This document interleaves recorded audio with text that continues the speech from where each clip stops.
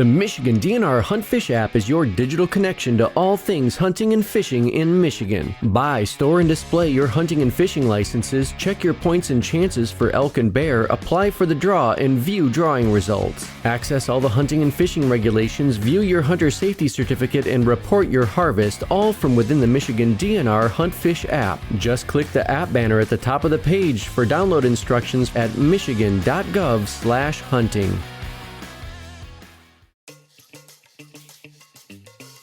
You know what that sound means. It's time for the Michigan DNR's Wildtalk Podcast. Welcome to the Wildtalk Podcast, where representatives from the DNR's Wildlife Division chew the fat and shoot the scat about all things habitat, feathers, and fur. With insights, interviews, and your questions answered on the air, you'll get a better picture of what's happening in the world of wildlife here in the great state of Michigan. Welcome to the Wildtalk Podcast. This is your host, Rachel Lincoln, and joining me today, as always, is Eric Hilliard. Happy October, Eric. Oh, I know. I love the spooky season. It's one of my favorite times, and summer is great, spring is great, but fall just has a special place in my heart. I agree, and I bet most Michiganders agree, too. It's just so pretty outside, and got the crisp, chill fall air. It was a lovely time, a perfect season. Speaking of the spooky month season, we've lined up another great episode for you during this October. Our special guest, Terry McFadden, will join us to shed some light on the early fall happenings for wildlife in the Southeast region. And then we will be resharing some information from a previous spooky month episode that tells us more about creatures in the night, specifically the eastern screech-owl and the striped skunk.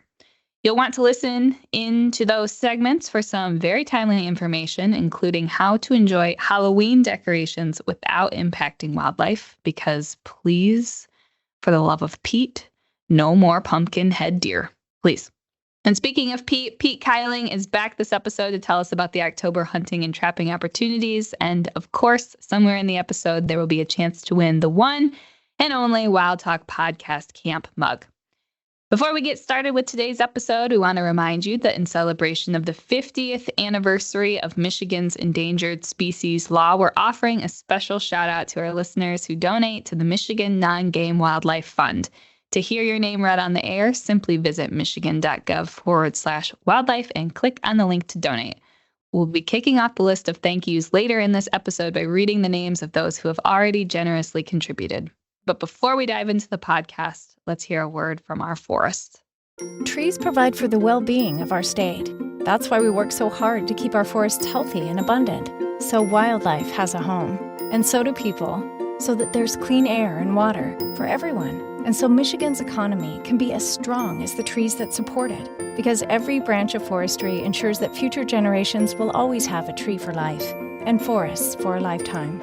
To learn how sustainable forestry benefits your life, visit Michigan.gov/forests for a lifetime.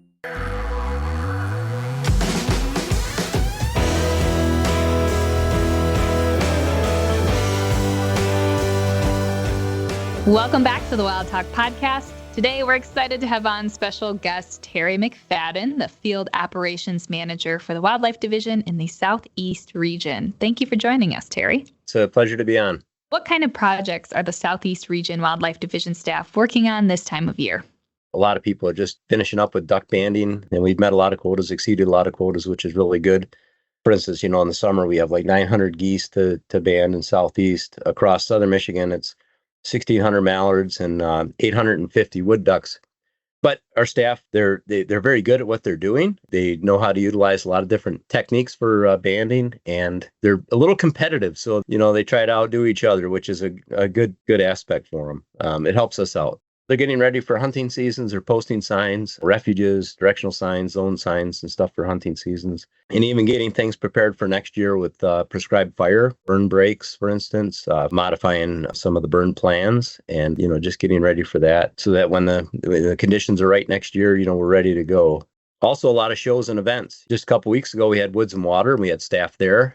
And I was there actually on the Friday night. We had people all weekend. Point Muay Waterfowl Festival, good turnout there. And gearing up for open houses that are coming up in early October at our managed waterfowl areas. So that's really neat because, it's an opportunity for people to come and talk to the area managers and staff about specific conditions so that they can plan ahead and figure out what they're doing. So we encourage people to show up for that. It's a really good opportunity. You mentioned waterfowl open houses. Can you give us a little bit more details onto what is an open house? Like if someone was going to show up, what can they expect to be there? In Southeast region, we have Nyanquin Point, Fish Point, Harson's Island, Shiawassee River State Game Area, and then Point Mouillet down at the south. So we have 5 managed areas. And from 6 to 8 at night, like I think the first 2 go October 1st and 2nd. That's Fish Point and Nyanquin Point. Those are just prior to the middle zone opening up. And then the other ones go October 9th and 10th. That's for the south zone opener. And people can go there. They can, review maps, look at conditions, the hunting process, go through a draw. So that it's not all alien to them when they get there 4:30 in the morning or 5 in the morning, and they have a really good idea what to expect and where to go and what to do. Gotcha. So you're going to pull back the curtain a little bit on the waterfowl hunting mystique and make sure hunters feel comfortable and ready when they show up for that really early morning draw. Absolutely. I mean, these are great places for new hunters to go and learn about waterfowl hunting. They're there to help people. We're, whenever we show up, we're there to encourage people and get them, involved. Back to your regional projects. Are there any projects you guys are particularly excited about? We just accomplished a lot of pollinator prairie habitat across Southeast Michigan, realm of 337 acres this year. So that's super important across the landscape, especially in this agricultural landscape that we're in. When you have beans, corn, wheat, and maybe some hay fields speckled across. When you say monoculture, could you explain that maybe for our listeners that might not be familiar with that term? A lot of these agricultural crops are monocultures, which are one type of grain. So it'd be like all cornfield or all wheat or all beans, soybeans.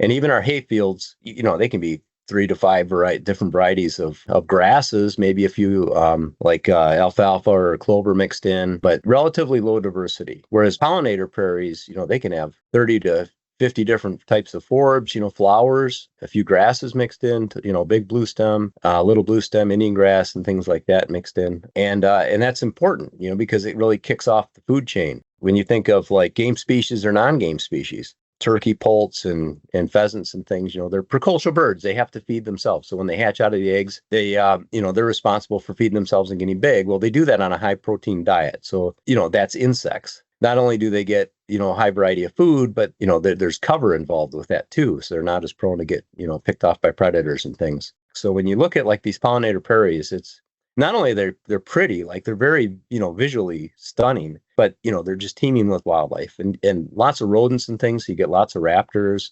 harriers and kestrels and short-eared owls and things. So they're, basically an oasis for a lot of game and non-game species across, an agricultural landscape. As we continue to add these pollinator prairies across state game areas, we have a lot of partners to thank for that too. So that always goes hand in hand. People are working with us. We're excited to actually be able to put more of it on the landscape. So basically an all-you-can-eat bug buffet and so much more. It actually is. It's great stuff, and it's beautiful. You can go out there and walk around on a prairie, and it's gorgeous stuff. Thank you for sharing about the bug buffet. And prairies they're really on their way out in Michigan, right? Is there less than 2% of what used to exist? So we're trying to restore and take advantage of things that had remnant prairies in them and looking for opportunities across our state game areas to increase that. And we try to incorporate these into places where we can have a complex of a variety of habitat types. And I think our staff are doing a fantastic job of taking advantage of the soils and the areas that we have available to us. And what would you say is the biggest accomplishment your region has tackled this quarter? Well, funding is always an issue. So seems like funding keeps declining and prices keep going up. We've been working with a lot of partners to kind of make up some of the difference. And these relationships we're building with traditional partners and non-traditional partners has been great. Bringing people together and working with folks and trying to think outside the box. I think people have been really making a lot of effort at maintaining relationships and starting new ones. It's funny it doesn't matter if they're non-hunting groups or hunting groups.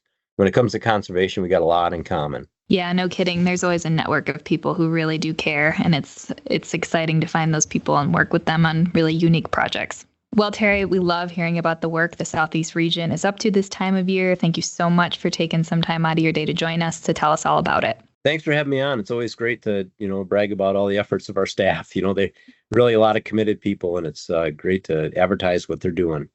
It certainly is. Well, folks, don't go flying off. All things Eastern Screech Owl is coming up next. There are many camping and lodging opportunities available in Michigan state parks. When you choose state park campgrounds, you get more than just a campsite. State parks offer a diverse range of recreational opportunities, including hands-on instructional classes, nature programs, places to fish, boat launches, family-friendly events, and much more. Reservations can be made 6 months in advance, so why wait? Visit midnrreservations.com or call 1-800-44-PARKS to make a reservation.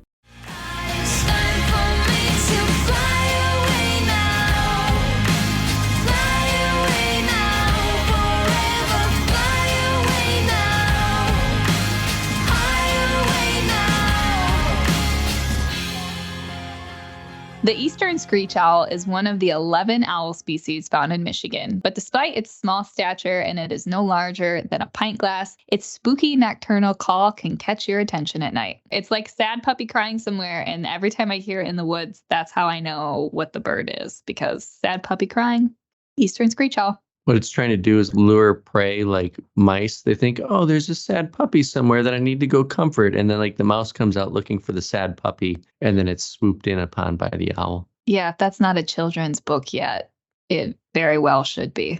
Now, these owls aren't spooky despite their spooky call. In fact, they're pretty awesome. These owls are found in areas with old forests that have trees with nesting cavities. So big old trees that are large enough and kind of mangled enough to have these openings in them for them to crawl into and take shelter in during the day. But they also have been known to nest in urban areas where nest boxes are available. Their smaller bodies are plumed in feathers of gray or brown with dark, black, fine vertical bars that run down their bodies, with small short ear tufts and a black beak, and the characteristic large yellow owl eyes. It's like, if you picture an owl, the iconic image you picture as an owl is what eastern screech owls look like. They are expert of camouflage as they blend in perfectly with the dark tree bark, and they fill holes in the cavities of tree trunks, making them nearly invisible during the day. I love owls. Yes. They're probably my favorite kind of bird. I very rarely see them in the wild, but when I do, it's like, oh, I love that bird. Why? What makes them your favorite animal? I don't know. It's probably, I think it goes back to the Tootsie Pop commercial from when I was a kid, probably. Gee, Mr. Owl, how many licks does it take to get to the center of a Tootsie Roll Tootsie Pop? And then it's 1, 2, 3. And then that's it. And that's probably why I love owls. It's marketing. And Tootsie Pops. And Tootsie Weird Pops. how it's just built into who you are as a person now. Yeah. So owls primarily hunt at night, eating small mammals that includes birds, mice, voles, insects, frogs, and other small critters that they can catch. These little birds are considered generalists because they eat most small animals that they come across, even sometimes bats or other owls. Now, when prey is abundant, it will cache extra food in its tree holes for a few days so that it can have a little snack whenever it needs to. They tend to perch 6 to 10 feet off the ground and wait for prey to pass below underneath. And when they do take flight, it's generally not for great distances, only 75 feet or less, which I found to be really interesting, that they don't travel great distances before landing on another perch and then ultimately like pulling a U-turn and going all the way back to the original post they were on. Now, like other owl species, screech owls regurgitate the bones, fur, and feather of their prey in an oval pellet, usually once or twice a day. The ground beneath where the owl is roosting can be littered with pellets, and you can learn a lot about the owl's diet by digging through these pellets. So they look similar to a ball of dryer lint, but mix in some really teeny tiny bones. And the bones themselves are really fascinating to look at, and I have dissected them. You can dissect them. I suggest you wear gloves while doing so because it is regurgitating animal parts. But they're fascinating, and oftentimes if you pick one apart slowly enough, you can find entire mice skulls that are still intact, in like very small talons and shoulder bones and things. It's really fascinating what you can find in those. Now, if you're hoping to catch a glimpse of an owl during the day, there are some additional clues that you can look for. So a lot of times smaller birds like blue jays and chickadees will help you find screech owls during the day. You can listen for the commotion that those small birds are making.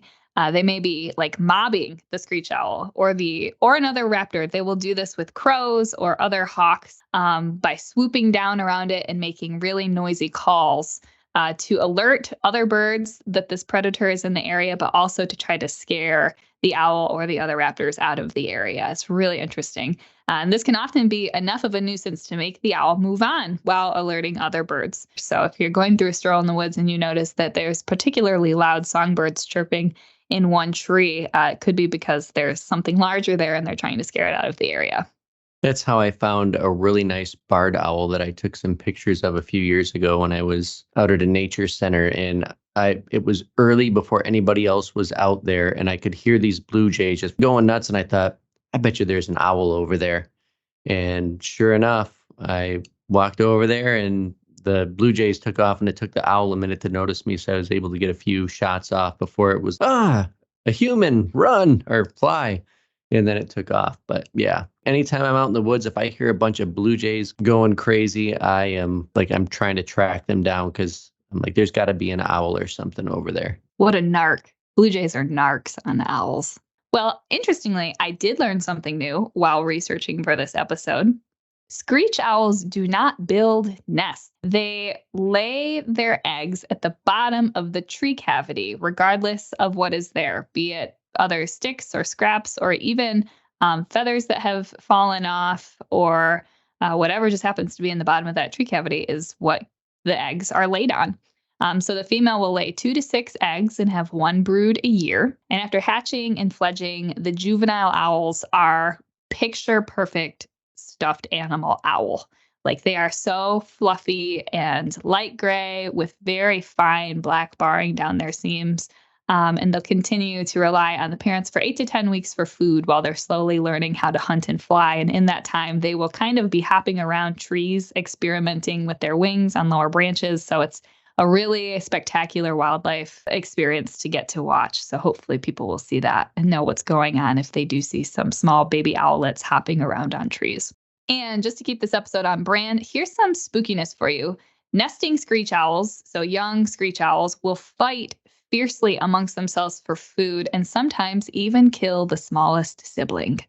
This behavior, known as siblicide, is not uncommon among other birds such as hawks and other owls and herons, and is often a result of poor breeding conditions, so that there's just not really enough food for all of the offspring to each get what they need, and so they will pick off the smallest sibling so that they can acquire more food.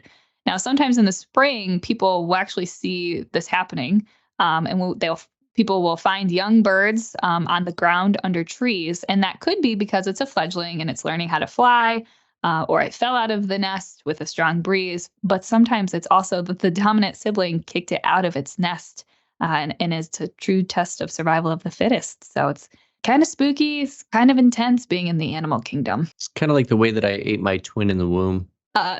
Similar but different. But yeah, I think that's pretty spooky too. Wait, is that real? No. Okay. I just, it's a spooky holiday season, hilarious. So I thought I'd throw it in there.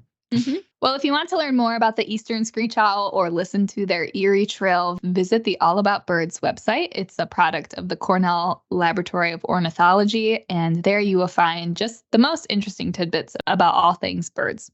Continuing on with our chat about wildlife this time of year, there are some really good tips to think about how to keep wildlife in mind while decorating our homes and spaces for the fall season and the Halloween holiday coming up. Now, if you're like me, I love decorations. I love decorating for fall and Halloween the most.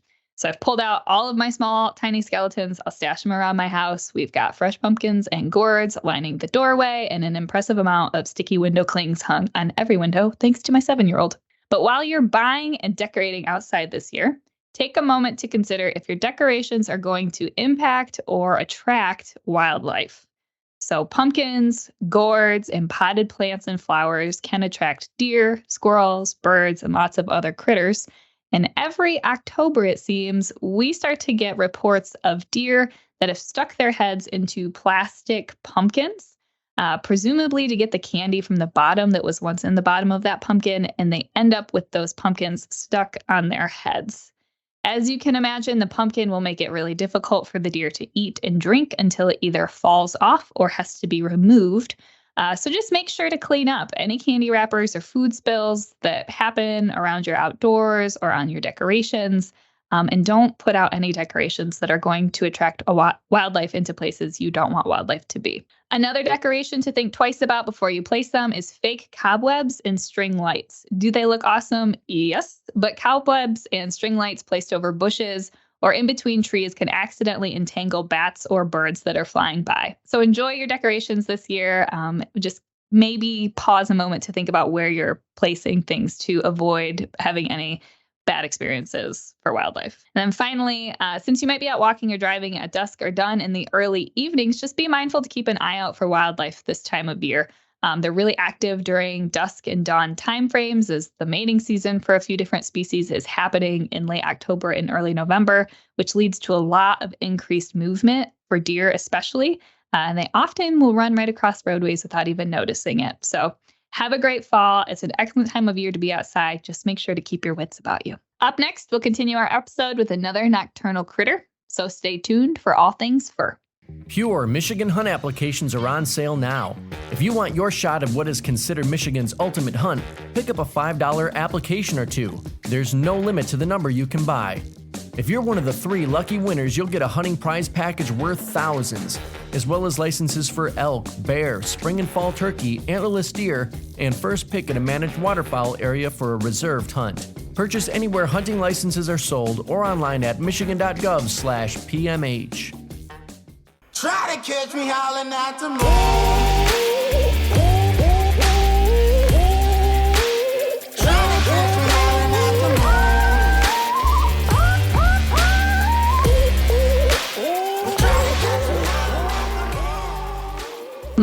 Mephitis, the striped skunk, is a nocturnal animal that is common throughout our state. It's typically identified by its mostly black fur that has a prominent white patch covering the top of the head, down the neck, and then all of the back and rump will also be covered in this patch that typically splits into 2 broad stripes.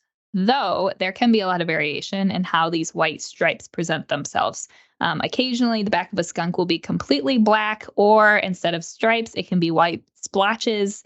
It's just genetics doing its thing, and sometimes they look a little bit different than the standard 2 stripes. But at the end of those white patches is a wide tail with long hairs. Now, this tail comes in handy as the first line of defense against predators. And when a skunk feels threatened, it first attempts to scare away the oncoming predators by raising the tail as high as it can and arching its back while repeatedly stomping its forelegs and shuffling backwards in a very peculiar type of performance that makes it look much bigger than it is and like moving quickly to hopefully scare whatever menacing creature is moving its way. They're a good case of how you should observe all wildlife, right? Safely from a distance. Maybe there's wisdom in the skunk in that no matter what the wild animal is, you should keep about as far away from it as you would a skunk, just for your own safety and the safety of the animal. If it's a black bear, maybe a little bit further, but definitely a safe distance. I could not agree more.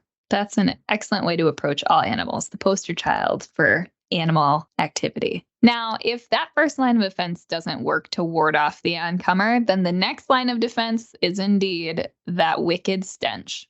Now, the scientific name for the skunk is Mephitis. Mephitis, that word Mephitis comes from a Roman goddess who was associated with foul-smelling gases arising from swamps, hot springs, and volcanoes. Which is fitting because the striped skunk is most well known for the pungent fluid it will spray in defense. The oily musk is projected from anal glands, and it is so potent that it can cause nausea and sometimes temporary blindness. Interestingly, the defensive musk is made of organic molecules that contain sulfur. Now, if you or your pet are sprayed by the skunk, you can counteract the sulfur, creating molecules through oxidation.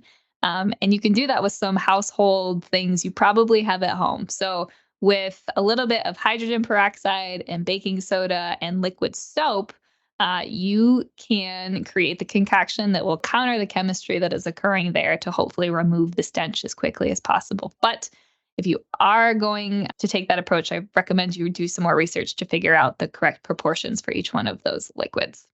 I'm just picturing myself as basically a homemade volcano experiment where I douse myself in baking soda and then dump peroxide on myself, and then I erupt. When I was looking into this, it did say that this concoction will cause discoloration of hair and fur. So if it's your pet that gets into some skunky business, peroxide will bleach hair. So your pets can look a little wonky for a while. Just wonky, or you smell like a skunk. Choose your battles, And that is a chemistry lesson you didn't know you would maybe need someday. I hope I never need it. I also hope I've never been sprayed, but I have smelled skunk, and I hope I never get too close to one. The striped skunk has very few mammalian predators, as you can probably imagine why. But large birds of prey, such as the great horned owl, are not affected by the skunk's musk and will feed on them.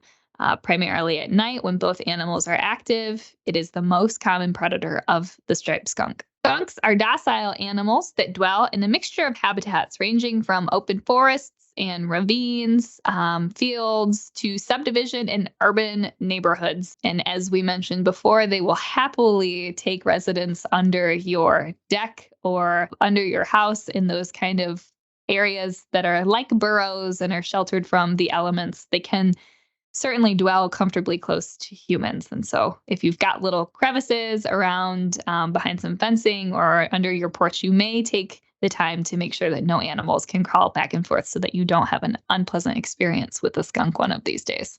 Skunks will generally, they do take up residence in more uninhabited places like abandoned woodchuck burrows or under brush piles or rock piles, and are primarily active from dusk to dawn because they're so well camouflaged in the night with the black and white fur. Now, during the winter time, skunks are not true hibernators, so they don't leave the area, but they don't necessarily sleep and go into true hibernation through the winter months either.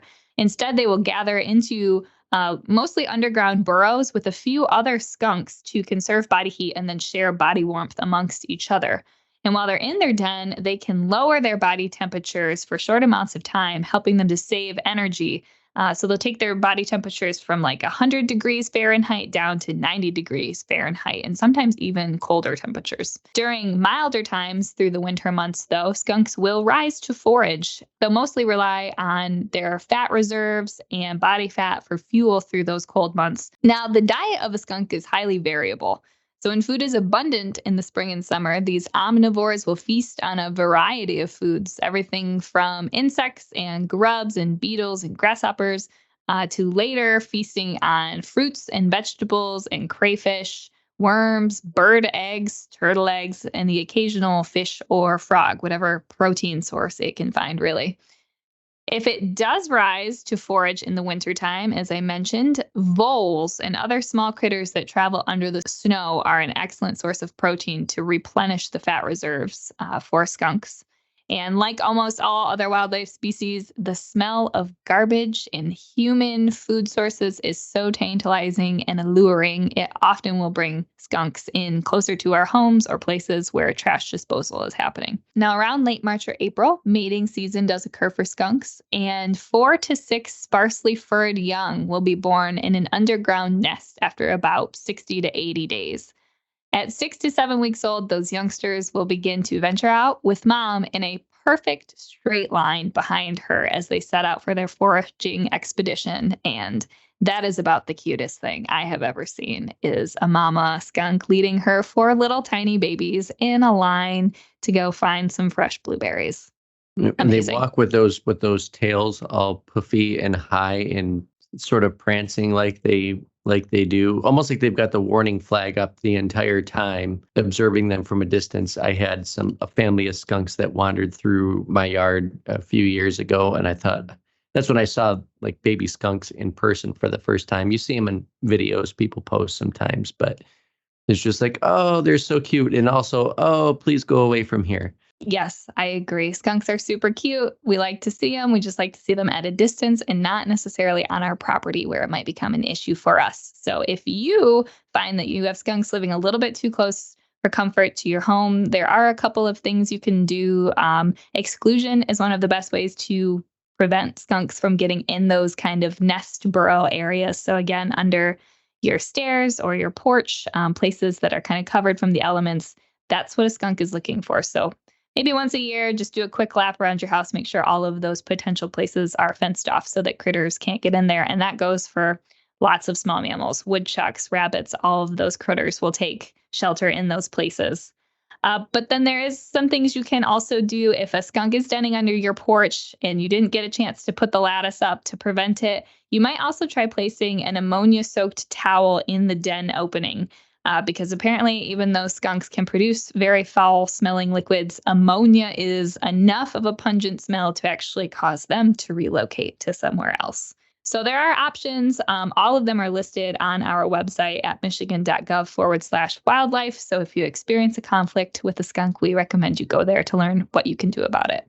All right, folks, it would really stink if you missed your chance at a Wildtalk Podcast camp mug, so stick around for your chance to win one right after this. Michigan.gov/DNR Trails is your destination for trail maps, trail etiquette, and trail closure information. Trail information for biking, cross-country skiing, horseback riding, hiking, off-road vehicle riding, snowmobiling, snowshoeing, and even water trails for kayaking and canoeing are available.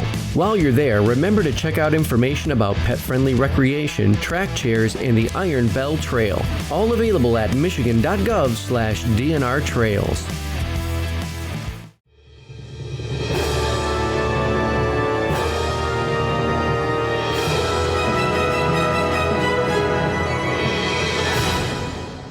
Now is your opportunity to win a Wildtalk Podcast camp mug. As a thank you to our listeners, we'll be giving away a mug or two every episode. Our September mug winners are Sean Callawert and Alicia Reed. Check your email as we'll be getting in touch with you soon. They answered the question, what is a plumicorn?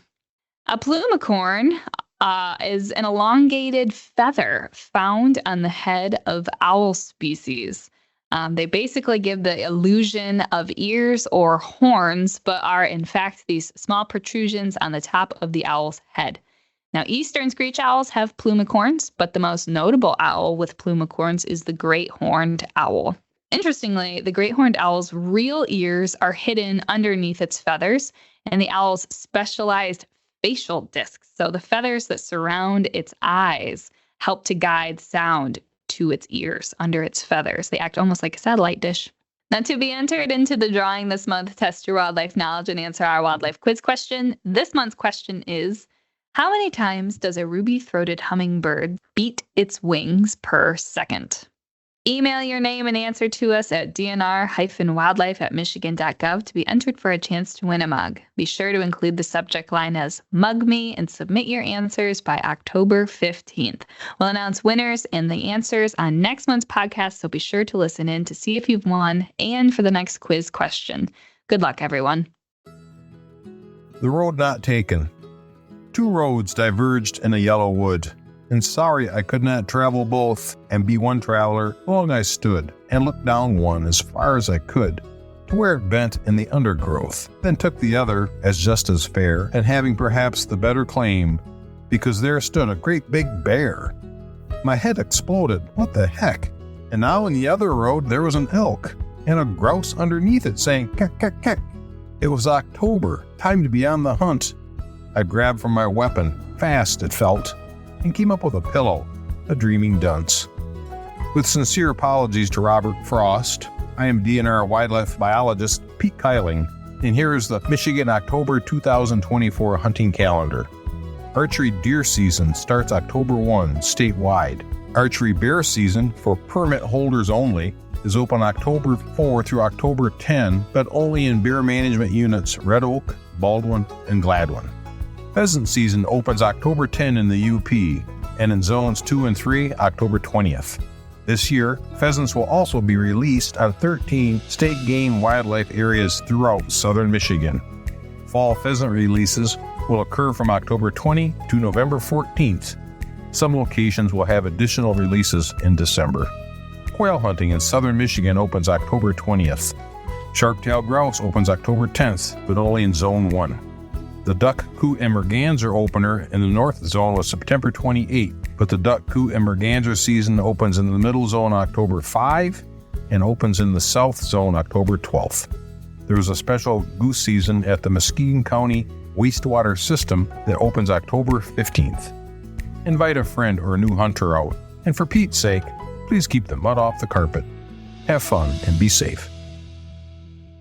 Michigan conservation officers are working hard to protect and keep the outdoors safe for current and future generations. If you witness a natural resources violation, you can call or text the Report All Poaching hotline 24 hours a day at 1-800-292-7800 or fill out the complaint form available at Michigan.gov/RAP. If you would like more information on becoming a conservation officer, click on Become a CO at Michigan.gov/conservation officers.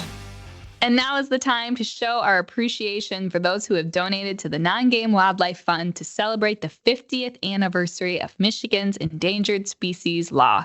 An enormous thank you to Jeff Bradley, Stephen Hayes, Allison Bateman, David Straw, Kurt Mackey, Nicholas Hall, Tom Collian, and Jackie Leitner.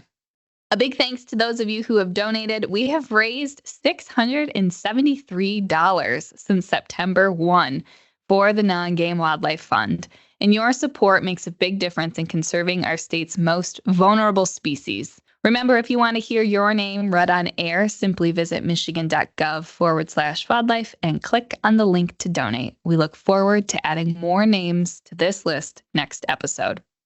And thank you for joining us on this October edition of the Wildtalk Podcast. If you have questions about wildlife or hunting, you can call 517-284-9453 or email us at dnr-wildlife@michigan.gov. We will see you back here in November.